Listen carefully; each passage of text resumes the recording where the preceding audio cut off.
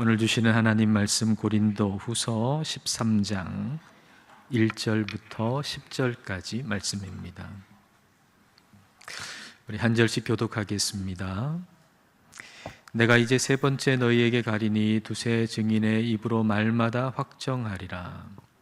내가 이미 말하건 지금 떠나 있으나 두 번째 대면하였을 때와 같이 전에 죄 지은 자들과 그 남은 모든 사람에게 미리 말하노니 내가 다시 가면 용서하지 아니하리라. 이는 그리스도께서 내 안에서 말씀하시는 증거를 너희가 구함이니 그는 너희에게 대하여 약하지 않고 도리어 너희 안에서 강하시니라. 그리스도께서 약하심으로 십자가에 못 박히셨으나 하나님의 능력으로 살아 계시니 우리도 그 안에서 약하나 너희에게 대하여 하나님의 능력으로 그와 함께 살리라. 너희는 믿음 안에 있는가? 너희 자신을 시험하고 너희 자신을 확증하라. 예수 그리스도께서 너희 안에 계신 줄을 너희가 스스로 알지 못하느냐? 그렇지 않으면 너희는 버림받은 자니라. 우리가 버림받은 자 되지 아니하는 것을 너희가 알기를 내가 바라고 우리가 하나님께서 너희로 악을 조금도 행하지 않게 하시기를 구하노니 이는 우리가 옳은 자임을 나타내고자 함이 아니라 오직 우리는 버림받은 자 같을지라도 너희는 선을 행하게 하고자 함이라. 우리는 진리를 거슬러 아무것도 할 수 없고 오직 진리를 위할 뿐이니 우리가 약할 때에 너희가 강한 것을 기뻐하고 또 이것을 위하여 구하니 곧 너희가 온전하게 되는 것이라. 그러므로 내가 떠나 있을 때에 이렇게 쓰는 것은 대면할 때에 주께서 너희를 넘어뜨리려 하지 않고 세우려 하여 내게 주신 그 권한을 따라 엄하지 않게 하려 함이라. 아멘. 성도가 서로 만난다고 하는 것은 참 좋은 일이죠. 그런데 그것이 진짜 좋은 것이 되려면 준비가 되어야 합니다. 준비 없는 만남은 기쁘기보다 슬플 수도 있습니다. 바울이 지금 고린도 교회를 방문할 계획을 가지고 있습니다. 그런데 준비가 되지 않아서 그 만남이 슬프게 될까 두려워하는 마음이 있습니다. 그 고린도에 가서 고린도 교회 성도들을 만나게 되었을 때 그들이 여전히 죄 가운데 있는, 회개하지 않고 죄 가운데 있는 모습을 보게 됐을 때 슬퍼하게 될까 봐 두려운 것이지요. 그러니까 바울이 고린도 교회에 보고 싶은 모습이 있습니다. 건강한 교회의 모습을 보고 싶은데 그런 모습이 아닌 다른 모습을 보게 될까 봐 두려운 겁니다. 그 결과 고린도 교회는 보고 싶은 그 바울의 모습이 있는데 그 모습을 보지 못하게 되고 바울은 그들이 원하지 않는 모습으로 고린도 교회를 대하게 될까 봐 두려운 마음이 있는 거죠. 고린도 교회가 보고 싶은 바울의 모습은 인자한 모습, 부드러운 모습입니다. 그러나 그들이 회개하지 않고 죄 가운데 그대로 있다면 바울은 그들을 엄하게 대할 수밖에 없는 것이죠. 오늘 말씀 1절과 2절 말씀을 보십시다. 내가 이제 세 번째 너희에게 가리니 두세 증인의 입으로 말마다 확정하리라. 재판할 때 한 사람의 말만 듣지 아니하고 두세 증인의 말을 증인을 세워라. 그러니까 재판 절차를 얘기하는 거예요.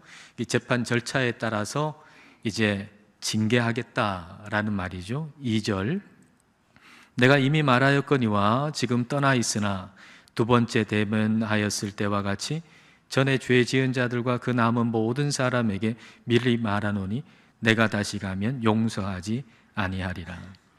이제 고린도 교회에 방문하게 될 때 이전에 만났을 때와 똑같은 모습으로 회개하지 않고 죄 가운데 거하면서 그 교회 공동체를 해치는 모습을 하고 있는 성도가 있다면 용서하지 않겠다라고 하는 거예요. 바울이 고린도 교회를 향해서 바울의 손에 회초리가 들려져 있다는 걸 지금 내보이는 거죠. 아무나 회초리를 때릴 수 있는 권한이 있는 건 아니잖아요. 근데 바울에게는 그런 회초리를 때릴 수 있는 권한이 있어요. 사도로서의 권한이 있어요. 그래서 그 회초리가 내 손에 지금 쥐어져 있다라고 하는 것을 지금 이제 고린도 교회 성도들에게 알려주는 거예요. 그리고 회초리를 내보이는 이유는 그 회초리를 쓰기 위함이 아니라 쓰지 않기 위함입니다. 자, 10절 말씀, 오늘 본문 10절입니다. 그러므로 내가 떠나 있을 때에 이렇게 쓰는 것은 대면할 때에 주께서 너희를 넘어뜨리려 하지 않고 세우려 하여 내게 주신 그 권한을 따라 엄하지 않게 하려 함이라. 회초리를 때릴 권한이 사도인 바울에게 있는데 그 회초리를 대지 않기 위해서 지금 엄하게 쓴다는 얘기입니다. 지금 엄하게 쓰면서 내 손에 회초리가 있다라고 하는 걸 보여주는 이유는 그 회초리를 사용하지 않기 위함입니다. 하나님의 회초리가 있습니다. 그 회초리를 맞고 정신을 차리는 것도 유익합니다. 하나님이 하나님의 백성인 이스라엘 백성 주변국을 하나님의 몽둥이, 하나님의 회초리로 사용하셔서 그들이 끝까지 돌아서지 않을 때 하나님이 그 회초리를 가지고 매를 대셔서 그들이 다시 회개하게끔 하셨잖아요. 히브리서의 말씀에도 우리 주님께서 사랑하시는 아들을 채찍질 하신다, 회초리를 대신다, 징계하신다라고 말씀하셨습니다. 회초리를 맞고 정신을 차리는 것도 유익합니다. 그러나 가장 좋은 것은 하나님의 말씀 안에 회초리가 있다는 걸 우리가 발견하고 그 회초리를 보고 돌이키는 것, 그것이 가장 좋은 것입니다. 여러분, 우연한 일은 없습니다. 오늘 이 본문을 오늘 우리가 함께 나누는 것이 어떻게 우연한 일이겠습니까? 하나님께서 우리에게 주시는 말씀은 그냥 흘려 들어도 되는 말씀이거나 아니면 나하고 상관없는 말씀이 있을 수 없습니다. 오늘 말씀은 나하고 별로 상관이 없구나, 내가 흘려 들어도 되겠구나 라고 하는 말씀은 하나님의 말씀 가운데 하나도 존재하지 않습니다. 오늘 우리의 영적 상태가 그대로 있으면, 그대로 놔두면 하나님의 회초리를 대실 수밖에 없는 그런 영적 상태에 우리가 놓여 있을 수도 있습니다. 우리가 그걸 모르고 살 뿐이지요. 성령님은 바울을 통해서 오늘 우리에게 하나님의 손에 회초리가 있다는 것을 보게 하시는 겁니다. 우리는 그 회초리를 맞고 나서가 아니라 그 회초리를 보고 돌아서야 합니다. 자, 3절과 4절 말씀입니다. 이는 그리스도께서 내 안에서 말씀하시는 증거를 너희가 구함이니. 왜 바울이 지금 회초리를 보여주고 있는가? 왜 바울이 지금 이렇게 엄격하게 얘기하고 있는가? 그 이유를 지금 얘기하는 거죠. 그것은 고린도 교회의 어떤 성도들이 바울을 의심하고 바울을 비난하면서, 아니 그리스도께서 바울 안에서 말씀하신다는 증거가 뭐냐? 바울이 진짜 사도가 맞냐라고 지금 얘기를 하는 거예요. 그러니까 이번에 갈 때는 내가 사도의 강력한 권위를 보여주겠다라고 하는 거죠. 그리고 그것은 세상의 권력의 본을 따라서 그렇게 하는 게 아니고 그리스도의 본을 따라서 그렇게 하는 거다라고 그 뒤에 설명합니다. 자, 그는 그리스도를 가리키는 거죠. 그리스도는 너희에게 대하여 약하지 않고 도리어 너희 안에서 강하시니라. 그리스도께서 약하심으로 십자가에 못 박히셨으나 하나님의 능력으로 살아계시니 우리도 그 안에서 약하나 너희에게 대하여 하나님의 능력으로 그와 함께 살리라. 예수님께서 약하심으로 십자가에 못 박혀 죽으셨지만 그러나 하나님의 능력으로 그분을, 예수 그리스도를 다시 살려내신 것처럼 우리도 약하나 그 약함 가운데서 하나님의 능력이 나타난다는 거예요. 그래서 이번에 다시 만나게 될 때 그걸 너희가 분명하게 보게 될 것이다 라고 말하는 겁니다. 다시 말하면 내 손에 하나님이 주신 회초리가 있다라고 하는 걸 지금 강조하는 거예요. 어디 자기가 마음대로 꺾어서 만든 회초리가 아니에요. 하나님께서 주신 권위의 회초리가 지금 바울의 손에 쥐어 있다라고 하는 것을 지금 얘기하는 거죠. 이렇게 엄하게 말하는 것은 그 회초리를 절대로 쓰지 않게 해달라고 간곡하게 부탁하는 거예요. 내 손에 지금 회초리가 놓여 있다. 그런데 절대로 이걸 쓰지 않도록 간곡하게 부탁한다. 이 회초리를 보고 돌이켜라 라고 얘기하는 겁니다. 바울이라는 사람 진짜 사도 맞아? 라고 비난하고 의심하는 그 비난의 화살을 돌려서 자기에게 가리켜서 내가 진짜인가? 라고 물으라는 거죠. 저 사람 진짜야 하고 의심하던 그 화살을 나한테 돌려서 나는 진짠가? 라고 물으라는 겁니다. 다른 사람에 대한 비판에서 돌아서라는 거죠. 문제는 다른 사람이 아니고 바로 나 자신이기 때문입니다. 영국 런던 타임스가 저명한 작가인 체스터튼에게 이 세상의 문제는 무엇인가? 라는 주제로 글을 좀 써달라고 부탁을 했습니다. 그때 체스터튼이 아주 짧게 글을 보냈습니다. 이렇게 보냈다죠. 편집장 귀하, 바로 내가 문제입니다. G.K. 체스터튼 드림. 짧죠. 이 세상의 문제는 무엇인가? 거기에 이 저명한 작가가 짧은 답을 보내기를, 바로 내가 문제입니다. 우리가 우리 자신에 대해서 정직하다면 우리도 이렇게 글을 쓸 수밖에 없을 것입니다. 이 세상의 문제가 무엇인가? 바로 내가 문제입니다. 라고 우리는 답할 수밖에 없을 것입니다. 그러므로 다른 사람에 대해서 집요하게 판단하는 마음의 방향을 돌려가지고 나에게로 돌려서 스스로에게 질문해야 한다는 것이죠. 자, 5절 말씀 전반절입니다. 너희는 믿음 안에 있는가? 너희 자신을 시험하고 너희 자신을 확증하라. 내가 믿음 안에 있는가? 스스로 시험해 보라는 거예요. 내가 믿음 안에 있는가?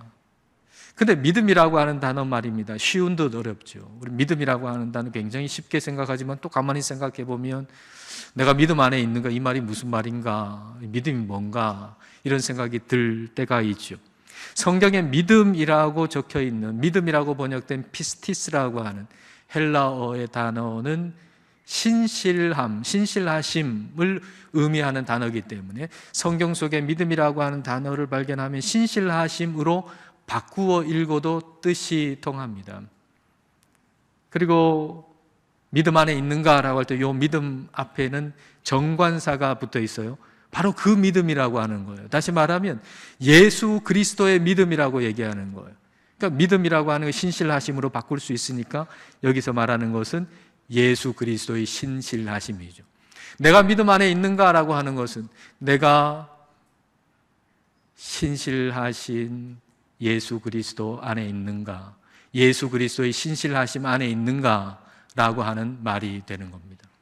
그러니까 내가 나를 위해서 죽기까지, 십자가에서 죽기까지 신실하신 그 주님의 신실하심 안에 내가 있는가? 지금도 하나님 우편에서 나를 위해서 중보하고 계시는 그 주님의 신실하심 안에 내가 있는가라고 하는 거죠. 그 신실하심 안에 내가 있다면, 그 신실하심이 나를 둘러싸고 있다면 내 전후 좌우 위 아래 어디를 보더라도 우리는 예수 그리스도의 신실하심을 보게 될 것입니다. 그러니까 내가 믿음 안에 있는가라고 하는 이 질문은 바꾸어 다시 얘기하면 내가 그리스도의 신실함을 보고 있는가라는 얘기예요. 내가 그리스도의 신실함을 보고 있는가? 이 질문으로 스스로 시험하고 그리고 스스로 확증하라는 것이죠.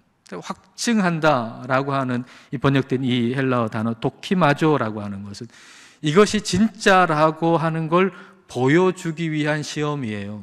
합격을 위한 시험이에요. 말하자면 이 의자가 있어요. 여기에 의자가 있는데 이게 튼튼하다는 걸 보여주기 위해서 막 흔드는 거죠. 무너뜨리기 위해서 흔드는 게 아니라 이게 튼튼하다는 걸 보여주기 위해서 흔드는 거예요. 흔들어 보니까, 시험해 보니까 정말 튼튼하다고 하는 것이 확증되는 겁니다. 여기 어떤 제품이 있는데 불에 강해요. 그럼 어떻게 알겠어요? 시험해 보는 거죠. 불을 붙여 보는 거죠. 불에 진짜 이 시험을 해보니까 강하다고 하는 것을 확증하는 것이죠. 내가 믿음 안에 있는가라고 하는 시험은 합격임을 확증하기 위함이에요. 내가 믿음 안에 있는가라고 하는 이 시험을 봤는데, 이 질문을 스스로에게 던졌는데 나는 믿음 없어, 나는 불합격이야 라고 포기하라고 주는 시험이 아니에요. 그러면 내가 믿음 안에 있는가라고 스스로 시험할 때 그래, 나는 교회도 열심히 출석하고 예배도 잘 드리고 이 부서에서도 봉사하고 저 부서에서도 봉사하고 11조도 잘 내고 그러니까 나는 믿음이 있어. 이렇게 답안을 쓰면 합격이 되겠습니까? 우리는 아마 이런 말씀을 그렇게 생각하는 분들이 꽤 있는 것 같아요. 믿음 안에 있는가라고 하는 거, 믿음이 있는가? 믿음이 있으려면 이것도 하고 저것도 해야 되는데 나는 예배 출석 잘 하잖아. 그리고 봉사도 많이 하잖아. 11조도 드리잖아. 그러니까 나는 믿음이 있어. 이렇게 답안지를 쓰는 거죠. 그렇게 답안지를 쓰면 합격이 되는 겁니까? 시험은요, 열심히 쓴다고 합격하는 것이 아니라 출제자의 의도에 맞게 답을 써야 합격하는 겁니다. 신학대학원을 졸업하고서 이제 목사 안수 받기 전에 목사 고시 시험을 치르잖아요. 저도 이제 신학대학원 마친 다음에 이제 그 목사 고시 시험을 쳤는데 첫 해는 떨어지고 두 번째 해에 붙었습니다. 첫 번째 한 과목을 떨어졌거든요. 그 다음에 그 떨어진 한 과목을 다시 봐가지고 시험에 합격을 했습니다. 그 떨어진 그 한 과목이 설교였습니다. 그 성경 구절 한 구절을 이렇게 주고 그 다음에 그걸 가지고서 설교문을 쓰는 시험이에요. 근데 제가 그때 사역하던 교회에 저희 동기 전도사님들만 11분이 있었어요. 저를 포함해서. 11분이 다 시험을 같이 본 거죠. 그 중에 설교에 떨어진 사람은 저밖에 없었어요. 그래가지고 이제 다른 전도사님들한테 물어본 거죠. 어떻게 쓴 거냐? 어떻게 쓴 거냐? 물어봤더니만 공통점이 하나 있더라고요. 그것은 3대지 설교문을 썼다는 거예요. 그러니까 하나의 주제가 나오고 첫째는, 둘째는, 마지막으로 셋째는 이렇게 썼다는 거예요. 다 그렇게 썼다는 거예요. 그래서 그 다음에는 3대지 설교문을 적어가지고 합격을 했습니다. 시험은 열심히 쓴다고 되는 게 아니라 출제자의 기준, 의도가 중요합니다. 내가 믿음 안에 있는가라고 스스로에게 물을 때 그 출제자는 성령님이시잖아요. 성령님의 시험을 스스로에게 우리가 묻는 거예요. 내가 믿음 안에 있는가? 그럴 때 출제하신 성령님의 의도는 뭐냐 말이에요. 그 의도는 뭐겠어요? 자, 5절 말씀을 다시 한번 보십시다. 5절 말씀. 자, 함께 읽어볼까요? 너희는 믿음 안에 있는가? 너희 자신을 시험하고 너희 자신을 확증하라. 예수 그리스도께서 너희 안에 계신 줄을 너희가 스스로 알지 못하느냐? 그렇지 않으면 너희는 버림받은 자니라. 그리스도께서 너희 안에 계신 줄 모르면 너희는 불합격이다. 그리스도께서 내 안에 계신 줄 모르면 실격이다. 그런 말씀이죠. 즉, 나는 믿음 안에 있는가? 나는 그리스도의 신실하심 안에 있는가? 라는 시험에서 성령님의 의도는 우리가 예수 그리스도를 바라보기를 원하시는 것.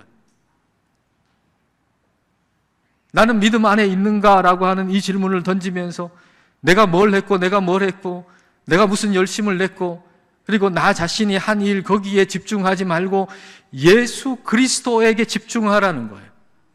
나는 믿음 안에 있는가? 나는 그리스도의 신실하심 안에 있는가? 우리가 그리스도의 신실하심 안에 있다면, 그 신실하심이 우리를 포위하고 있다면, 그렇다면 우리는 전후 좌우 위아래 어디를 보더라도 예수 그리스도의 신실하심만 보일 겁니다. 그리고 예수 그리스도의 신실하심을 바라보노라면 우리 마음속에는 주님의 그 십자가의 신실하심 없이 내가 어떻게 존재할 수 있겠는가? 지금도 하나님 우편에서 나를 위해 중보하시는 예수님의 그 신실하심이 없다면 내가 오늘 어떻게 존재할 수 있겠는가? 라고 하는 걸 깨닫게 되고, 그리고 우리 마음속에 이렇게 고백하게 되죠. 주님이 내 안에 계셔서 내가 있습니다. 주님이 내 안에 계셔서 내가 있습니다. 교회가 교회되기 위해 이 고백이 있어야 돼요. 교회가 교회되기 위해서 오직 그리스도만이 주인이 되셔야 돼요. 주인공은 나도 아니고 너도 아니에요. 예수 그리스도 없이는 내가 존재할 수 없고 예수 그리스도 없이는 교회가 존재할 수 없는 겁니다. 자, 6절과 7절 말씀을 보십시오. 우리가 버림받은 자 되지 아니한 것을 너희가 알기를 내가 바라고, 우리가 실격자가 아니라고 하는 걸 여러분들 좀 알았으면 좋겠다. 스스로를 시험하고 확증할 수 있는 사람이라면 바울은 하나님이 보내신 사도구나 라고 하는 걸 알겠죠. 그러나 바울의 목적은 그게 아니에요. 사람들이 알아주는 게 바울의 목적이 아니에요. 자, 7절 말씀. 자, 7절을 함께 읽겠습니다. 우리가 하나님께서 너희로 악을 조금도 행하지 않게 하시기를 구하노니 이는 우리가 옳은 자임을 나타내고자 함이 아니라 오직 우리는 버림받은 자 같을지라도 너희는 선을 행하게 하고자 함이라. 나는 옳고 너희는 틀렸다라고 하는 걸 증명하는 게 우리의 목적이 아니라는 거예요. 바울의 목적은 뭔가? 너희가 올바르게 세워지는 것, 고린도 교회가 온전하게 세워지는 것, 교회가 올바르게 세워지는 것, 그게 바로 바울의 목적이라는 것이죠. 우리가 나는 옳고 너는 틀렸다라는 것에 집중하면 스스로 교회 되는 걸 포기하는 겁니다. 교회 간판 걸고 우리가 아무리 모일지라도 나는 옳고 너는 틀렸어 라고 하는 것에 집중하게 되면 스스로 교회이기를 포기하는 것입니다. 대학 시절 때 시험 기간이 돼가지고 친구하고 같이 도서관에 가서 엘리베이터를 탔어요. 마침 저하고 그 친구만 엘리베이터 안에 있었는데 그 엘리베이터가 좀 올라가고 있는 중에 그 친구가 말하는 거죠. 지금은 뭐 그렇지 않을 것 같아요, 엘리베이터가. 근데 그 당시에는 그랬나 봐요.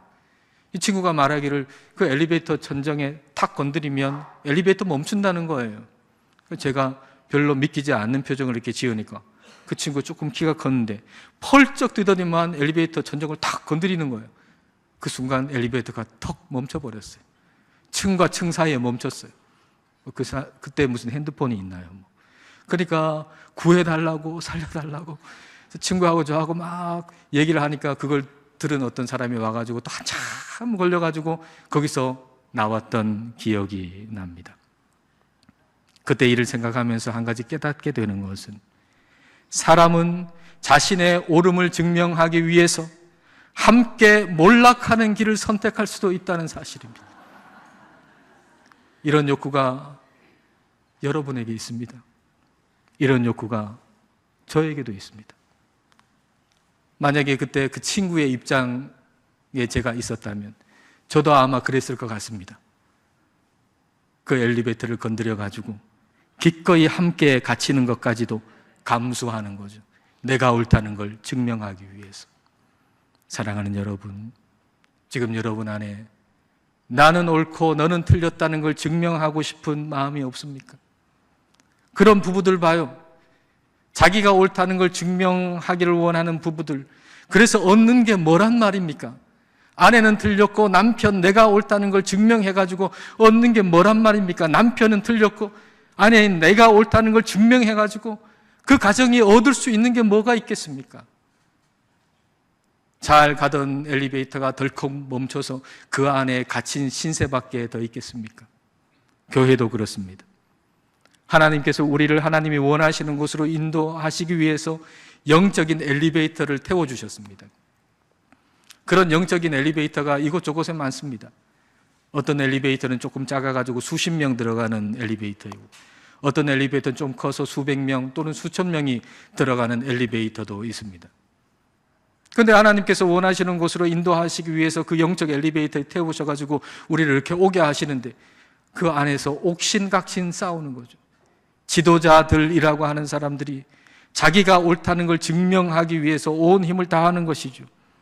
그리고 자신이 옳다는 걸 증명하기 위해서 펄쩍 뛰어가지고 그리고 그 엘리베이터를 멈춰버리게 만드는 거예요. 그렇게 엘리베이터가 1층과 2층 사이에, 2층과 3층 사이에, 3층과 4층 사이에 멈춰가지고 그 안에서 아우성을 치는 것입니다. 결국 내가 옳다는 걸 증명해가지고 얻는 게 뭡니까? 내가 옳다는 걸 증명해내가지고 우리가 얻는 게 뭐가 있습니까? 아무것도 없습니다. 오히려 우리 주님을 거스르는 것밖에는 없습니다. 자, 8절과 9절 말씀입니다. 우리는 진리를 거슬러 아무것도 할 수 없고 오직 진리를 위할 뿐이니 우리가 약할 때에 너희가 강한 것을 기뻐하고 또 이것을 위하여 구하니 곧 너희가 온전하게 되는 것이라. 진리를 거슬러 아무것도 할 수 없다 그랬어요. 우리에게 주어진 권한은 진리 안에 있는 거예요. 그러니까 그 누구도 교회를 무너뜨릴 수 없어요. 그 누구도 교회를 무너뜨려서는 안 돼. 사도의 권한, 늘 바울에게 하나님이 주셨지만 그 권한은 진리 안에 있는 거예요. 그래서 사도의 권한을 가진 이 사도 바울이 원하는 것은 무엇이냐? 고린도 교회가 온전하게 세워지는 것이죠. 이게 바울 안에 계신 성령님이 원하는 거예요. 성령님이 우리 애광교회에 원하는 게 뭐겠어요? 교회가 교회답게 세워지는 것, 교회가 온전하게 세워지는 것, 그게 바로 성령님께서 우리 애광교회에 원하시는 것입니다. 그러기 위해서 우리는 우리 자신을 시험해야 합니다. 내가 믿음 안에 있는가? 나는 그리스도의 신실하심 안에 있는가? 우리가 그리스도의 신실하심 안에 있다면 전후 좌우 위아래 어디를 보더라도 그리스도의 신실하심을 보게 될 것입니다. 그리고 그 신실하심을 우리가 가만히 바라볼 때 그리스도의 신실하심 없이 내가 존재할 수 없음을 깊이 깨닫고 우리는 고백하게 될 것입니다. 주님이 내 안에 계셔서 내가 있습니다. 주님이 내 안에 계셔서 내가 있습니다. 이것이 우리 스스로를 시험하고 우리 스스로를 확증하는 것입니다. 우리 스스로를 시험하고 우리 스스로를 확증하여 우리 애광교회가 온전하게 세워지게 되시기를 축복합니다. 기도하겠습니다. 이 시간 우리 기도하실 때 내가 믿음 안에 있는가? 내가 그리스도의 신실하심 안에 있는가? 스스로에게 질문해 보십시다. 그리고 전후좌우 위아래로 나를 둘러싸고 계신 그리스도의 신실하심을 바라보십시다. 나를 위해서 십자가를 지신 그리스도, 지금도 나를 위해서 중보하시는 그리스도 없이 내가 존재할 수 없다는 사실을 깊이 깨닫기를 기도합시다. 그리고 주님이 내 안에 계심으로 내가 있습니다 라고 고백하십시다.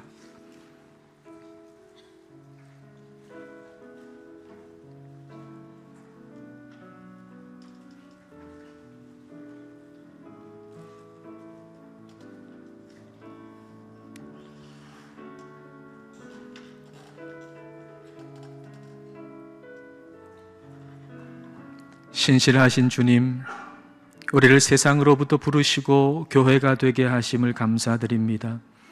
그럼에도 불구하고 우리는 다른 사람을 판단하는 데는 빠르지만 우리 자신을 점검하고 살피고 시험하는 데는 아직도 어린아이입니다. 내가 옳다는 것을 증명하려는 데는 열심을 내지만 교회를 건강하게 세우는 데는 게으릅니다. 성령님, 우리를 깨우시고 우리가 스스로를 시험하고 스스로를 확증할 수 있게 하옵소서. 내가 믿음 안에 있는가를 시험하게 하시고 십자가를 지신 그리스도의 그 신실하심을 바라보게 하옵소서. 신실하신 주님 없이 우리가 존재할 수 없음을 마음속 깊이 깨닫게 하옵소서. 마음속 깊은 곳으로부터 주님이 내 안에 계심으로 내가 존재합니다 라고 고백하게 하시고 신실하신 주님처럼 우리도 신실하게 하옵소서. 예수님 이름으로 기도드립니다. 아멘.